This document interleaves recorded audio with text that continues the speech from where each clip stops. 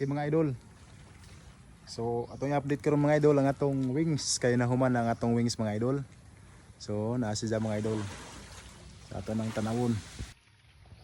So grabe na kagwapo ang design sa atong katig mga idol diri sa atong palatiko.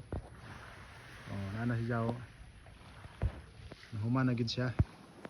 Nalumbay na gid siya mga idol. Ang tanawon po diri sa pikas, diri sa tunga. Kaya mo nagipatirahan mga idol kay para ma-finish na gid siya. Oh. So kini siya mga idol, silbi ni siya nga breakwater. So para ang bawod, patyon na nato ang bawod dinhing dapita. So di siya makakusog pag ampak. Simple dira mga idol.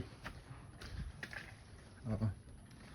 So na pabagaan na lang na siya mga idol. Wala lang tayo trabaho karon kay grabe jud kakusog ang ulan.